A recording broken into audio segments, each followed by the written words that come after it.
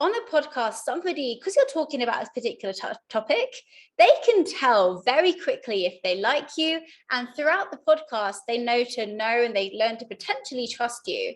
And it creates curiosity about if that person is somebody that you could potentially learn more from, or they have interesting content. You are listening to Amplify Your Success Podcast, episode 310. And today we're going to learn from an expert how to build a business brand by leveraging a popular platform. You ready for this? Let's get started. Welcome to the Amplify Your Success Podcast. Get ready to ramp up your revenue, amplify your impact, and make your mark in the world. This is the show for experts, thought leaders, and service professionals who want to shatter their limits and achieve that next level. You're going to find out from other experts and influencers how they made it. Now, let's get amplified. Hey there, inspired entrepreneurs and business leaders. Your host, Melanie Benson here, Authority Amplifier for expert-based business owners. And today I've got a guest joining us who's going to be answering a question that I've had and how we can leverage one of the most popular search engines and video platforms to get a steady stream of great leads and really tap into some great authority positioning media opportunities. Like this is a very full episode today. Now, of course, I really love whenever we get to share stories and insights and tools and resources that help you build authority. In my 22 years of being a business owner, I can tell you that authority positioning really has a huge impact over client attraction, opportunities that come in, speaking, what you can command for your rates. All of it really starts to come together in that authority positioning. So I really encourage you, if you haven't already, to head over to amplifywithmelanie.com, download the free resource, and go through each of the 7 factors plus the 2 bonus factors and really look at like where are you strong and where do you have some work to do so that you can be adding another 6 figures to your business in the next 12 months by leveraging other people's audiences with your message. I can't wait to hear how that works for you. Now let's get into today's episode. So let me introduce you to our special guest, Sabrina Stocker. Now, she is a tennis player turned top 10 Apple News and Forbes featured entrepreneur. Sabrina has built several successful companies, mentored hundreds of entrepreneurs, and was a finalist in the BBC One show, The Apprentice, having spoken in front of thousands at arenas, including Wembley Station, the Excel Stadium, and the London Olympic Stadium. She has created a loyal community. Sabrina is the founder of 2 PR, a public relations agency helping turn personal brands into profits. And she's helping her clients get featured in the top publications, podcasts, TV, and speaking events. And I got to tell you, she knows how to build a brand. Sabrina, welcome to Amplify Your Success. I'm so excited to have you join us. Thank you so much. It's a pleasure to be here. I'm excited for today. Well, we talk a lot about building brands here and elevating the brand, amplifying the brand. I love that we're going to talk about building a profitable brand and really like kind of maybe take some of the mystery out of what is publicity and PR and, like when are we supposed to use it and how does it really work? And when do we, how is it going to help us build our brand and grow our brand, right?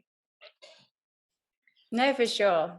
So why don't we start a little bit with just the idea of building a brand? And I think there's sometimes a lot of entrepreneurs, especially expert-based entrepreneurs, who feel like they are the brand. How does someone go about knowing if they need to maybe like build up their brand or fix their brand? It's a really good question. I mean, I think a brand and a personal brand are turning into some kind of synergy right now. You know, the big names that have come out recently, the Hormozis, Gary Vee, the Cardone, a lot of them built on brands. And I think that's because of the turn of social media. Because what do we like to see on social media? We like to see people, relatability, experiences, to be inspired. And for a brand to do that in itself, it's very hard. But a personal brand, you feel like you can relate to them on some level. And And actually creating that synergy creates trust. And it's trust, which is the key element that's going to allow you to expand your personal brand to be profitable. I'm glad you brought in the conversation of trust. I'm sure you've seen this, and I'm sure you are helping people with this. There are a lot of these brands who get tainted, like there's so many people who don't have authentic brands. There's a lot of mistrust. There's so much noise online. Uh, let's talk a little bit more about the importance of trust in our personal brand. I think we as consumers of content or potential clients, we can tell very quickly if we can trust somebody or not. And the first thing before we ever want to work with somebody is we're going to Google them. So actually being able to display that trust on Google is a really key element because, there are unfortunately a lot of business coaches who've never run a business. There's also a lot of 21-year-old relationship coaches who've never been in a stable relationship just because they're young. And because the barriers to entry are so low on social media, just because someone's putting themselves out there doesn't mean that they're the trusted authority. And a lot of that trust comes from the experience of being able to do something, the results, but also the credibility of putting yourself out there. And one thing I'd always love to say is to put in your diary the first of every single month is to Google yourself and to Google your business and see what comes up. And when you can create that, that's when you start to create your trust online as well. I think that's such great advice because we all go to Google to do our research. Hopefully you're going to Google to do your research before you make big investments and hire people. And what you see there does really have a huge impact. So let's talk about what it means to build a brand. What can somebody do to start building a personal brand that's going to really help build the trust that you're talking about here? And I love this question. And the first clarification I'd say there is why do you want to build a brand in the first place? Because depending on the strategy, depends on how you want to put yourself out there. But a great place to start is by actually sharing the experience and the knowledge that you already have on a platform that your ideal client already is.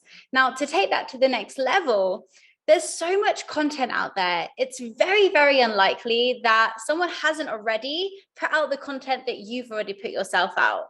But it's the way that you clarify it and demonstrate it on social media that's going to get the attraction. I could say something exactly the same as Gary Vee, but they're going to have two very different interpretations because of the amount of authority, the amount of social reach, and the credibility behind it. So it's about how you can demonstrate what you're trying to say, giving as much valuable content information based on your own experiences and not on regurgitated information that's going to create trust in the community. So it's about having an authentic message, something that's really unique to you, not just regurgitating what every other expert or authority is saying, through their brand. Right. Because there's so much information out there online. And I used to be a tennis coach and I could say something 1, 2, 7 different times. And the way that I say it created a different message in that person's mind. And it's the same on social media content. And sometimes it's just saying something differently compared to, for example, someone else in your field, which is going to get you the traction compared to them. Yeah, I could go so many different directions with that, but let me just go back to something that you mentioned, and I just want to make sure we unpack that a little bit more. You said this all goes down to like why somebody wants to build their brand. I'm thinking, let's give people some examples of times when it's important to build up your brand, and I'd love to hear your thoughts, and I may interject a couple as well. I love this. So for me, my brand was my biggest asset. And when I went into lockdown, I was running a really successful company. We had 40 members of staff. And overnight, I completely lost all of my cash flow as all the events came. But I still had my personal brand. And with that, because people trusted me, I was able to then launch a different company, which was more current. And being able to really understand your brand isn't just for your business, to get some more followers. Your brand is what someone says about you when you're not in the room.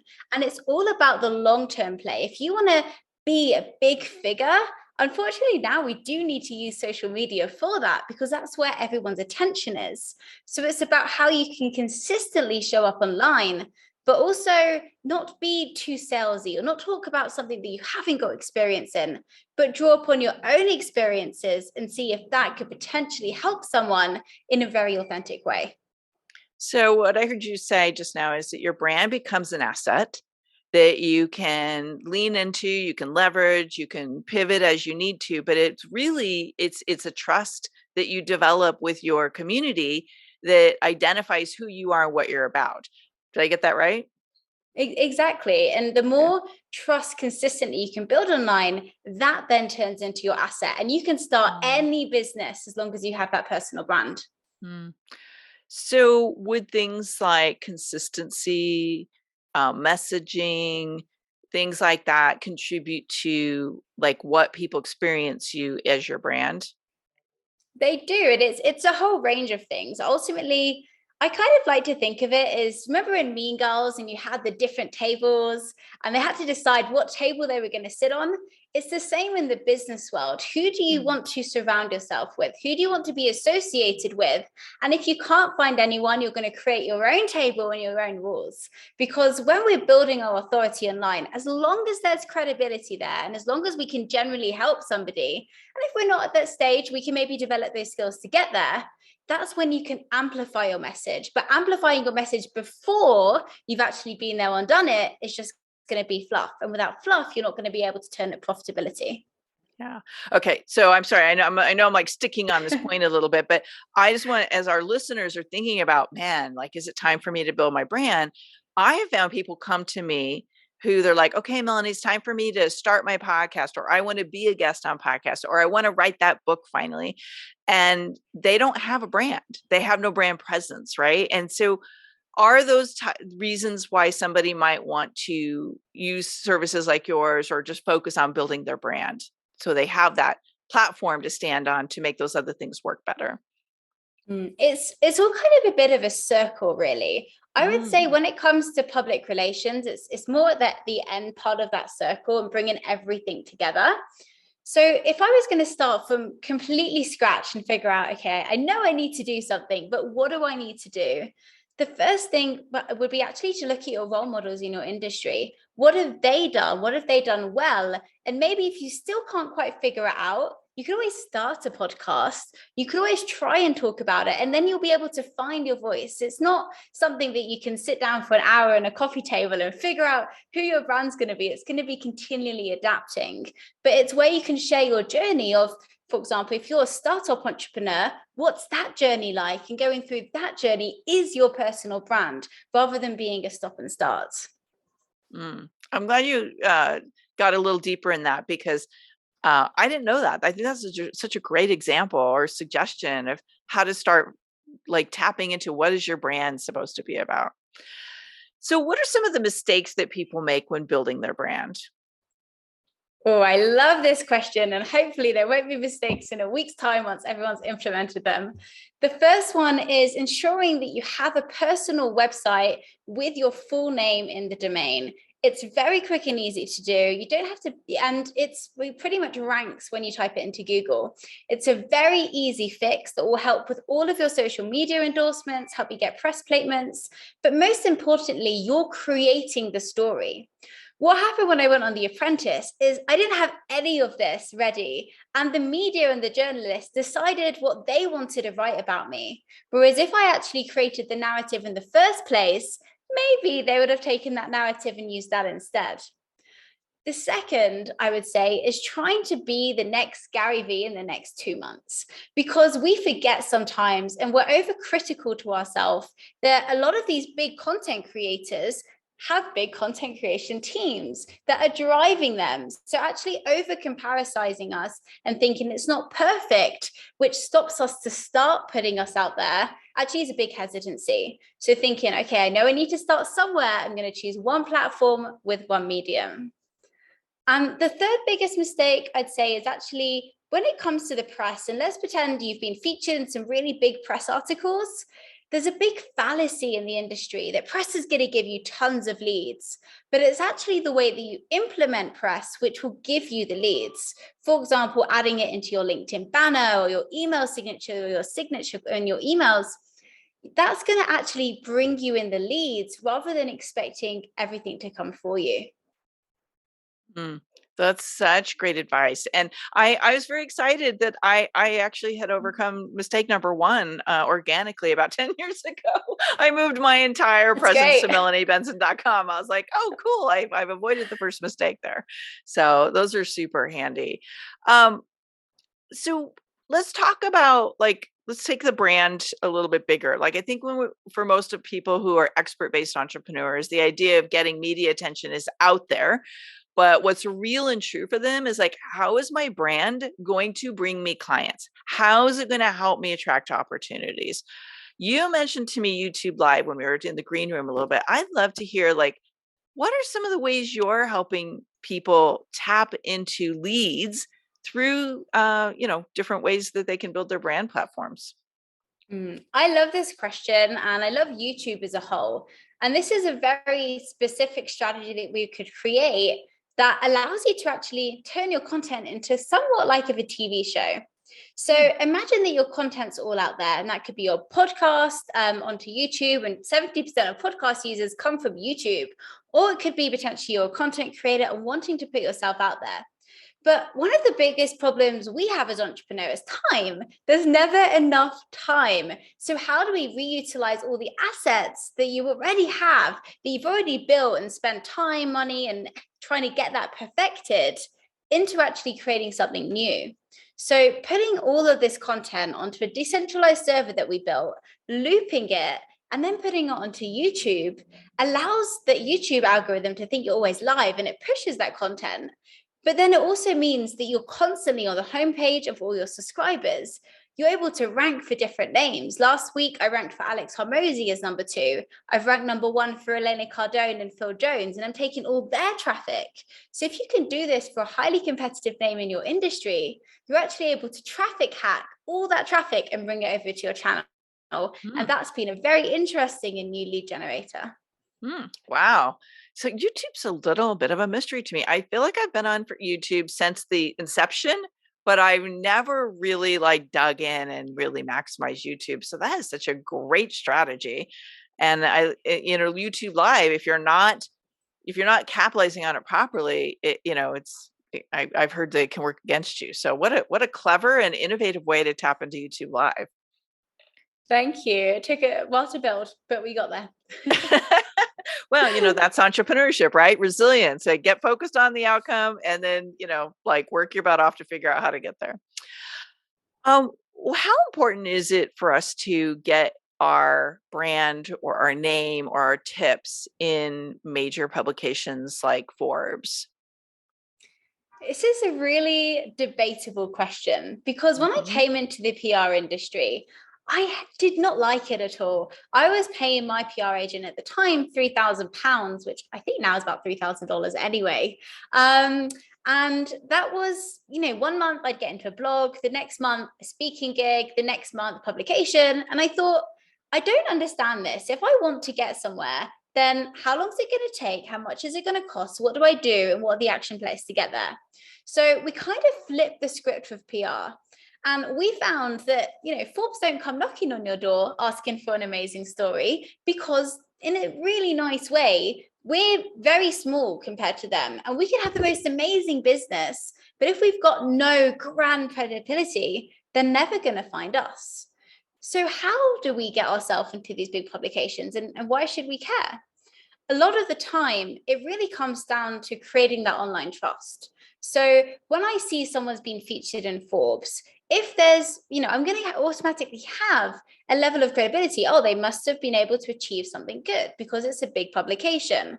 And a great analogy is, no matter your opinions on Trump, if you saw somebody walking down the street with Trump, you'd automatically think that that was a person of influence, that we should care about them. And it's exactly the same when it comes to the press.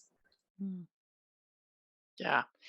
Yeah, it's almost like we're borrowing the authority and the credibility of the platform, whether it's Forbes or Inc. or whatever, entrepreneur.com, and it's kind of accelerating our influence building and our authority positioning and that trust, as you mentioned earlier. And there's a few really clever tactics that I think take press to the next level.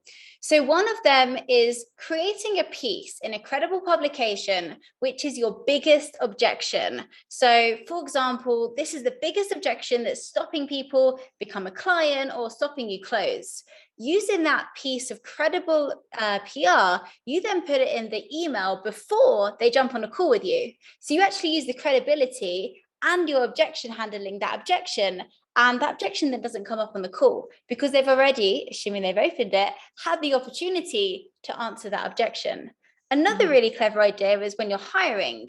If, for example, you're trying to get some new talent, if you then have press articles saying about why you're such a good company to work with, or why specifically you really invest into your team, then you include that particular PR article on the recruitment that you're trying to get out there. Again, that's going to get you higher level of talent. So it's really about creating these clever ideas to actually increase the amount of impact you're creating from PR. I love it. Great tip. Okay. You mentioned that you help your clients get on podcasts. I'm really curious how you see the value of being a guest on top podcasts these days. And I love this question, and I'm for sure you hopefully do as well. But really, on a podcast, somebody, because you're talking about a particular topic, they can tell very quickly if they like you. And throughout the podcast, they know and they learn to potentially trust you. And it creates curiosity about if that person is somebody that you could potentially learn more from, or they have interesting content. And because the person running the podcast, their audience listeners already love the podcaster, and we listen to 5 podcasts a week. So that is one of their 5 people they look up to. You're also having that instant trust because that podcast has brought you on. So I think it's a very impactful tool to build your brand and build your message, providing you know what you're talking about. Yeah, I'm glad you said what you just said, because a lot of people, especially big name celebrity type entrepreneurs, they're a little torn about getting their message out on podcasts. And I think that's because a podcast, to me, are a form of media. And I think with the media, when you get that instant kind of like boost, but you're also playing a long game, because people listen to podcasts for months and years after they air, right? So I personally think being a guest on podcasts is one of the smartest ways we can elevate our influence, our authority, and our credibility quickly. So I was super curious how you saw as a PR person where podcasts fit into the overall strategy. No, I love them, and I incentivize anyone to put yourself out there and to share your message, because you don't want to be the best kept secret. And if no one knows about you and how incredible potentially your service is, or what you could offer, or even your free content online is, then you're not going to get anywhere. Yeah, it's true. And you don't know this, but you're using all my buzzwords. So I'm like, yes, we are totally in sync here. It's great. I love it. Sabrina, someone's listening in right now and they're realizing, oh yeah, I really want to amplify my brand. I want to have a more profitable brand. What would be the first resource they should start with you if they're going to reach out to you? Before diving in, I'd love to find out, where are you right now? And is the right time to be investing in your brand? And thank you for bringing it up. We do have a free trusted authority checklist. So if you go to www.2pr.com, you will be able to download that and see where exactly you fall, and highlight potentially any hidden gaps in why your authority might not actually be generating you profit. Great. And if you head over to 2pr.com, that's where they will find the trusted authority checklist. I love that. Sabrina, this is the time where I love to ask some things to help our audience get to know you a little bit more, the owner of this business, maybe get to know your journey a little bit better. I find, having interviewed, over thousands of entrepreneurs in my 2 decades, there's always a moment where somebody has to make a very courageous, bold decision to continue to grow the business. What was the most courageous or bold thing you had to do to grow the success of this business? I love this. And it would probably be flipping all the typical PR on the back of its head. Because the reason why I started the company was I didn't like the existing model. And when you don't like an existing model and there's no new model, you've got to figure it out yourself. And I had that decision there to try and figure out what was happening. And that was currently retainer models, no certainty, no clarification, to figuring out a model of, okay, this is the pathway to get there. And that was a big block because I thought, if no one's done this before, maybe there's a reason why, maybe it doesn't work. But actually being one of the first to put it out in this way, it did give me a massive exponential growth in the company. What a great example of thought leadership too.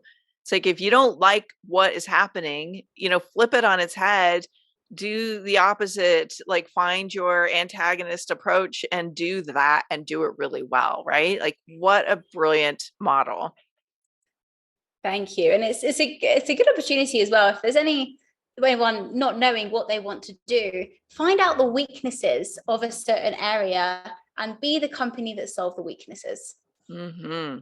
Yeah. I mean, this is one of the things that I think opens up collaboration opportunity too amongst competitors, is find the problem that your competitor creates and solve it, right? Like, and like, you're not doing the same thing. And this opens up collaboration and access to an instant pool of prospects. Normally, not always, but normally. I love it. What is one thing that you wish you would have done sooner? For me, it would have been to start earlier. So I grew my first six-figure business when I was 22 years old. And there was a big hesitancy for me expanding because I was told I was too young. At that time, I was one of the only females in the tennis business, and my first business was in tennis. And I got told that I should finish my MBA first. And that stopped me. And maybe if I'd have just tried it 2-3 years earlier, then I would have been ahead.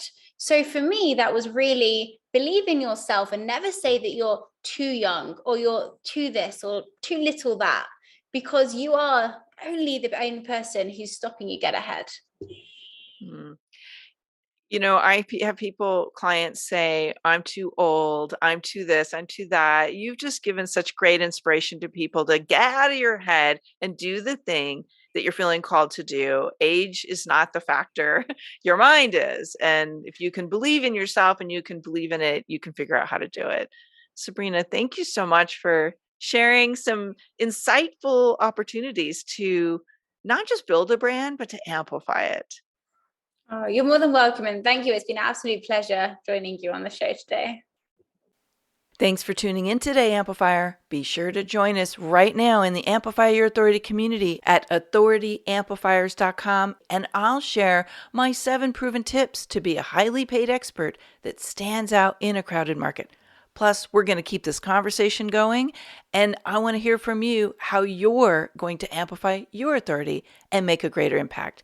Before you go, please take a minute to give our show and our guests some love over on your favorite podcasting platform. Subscribe, rate, and review.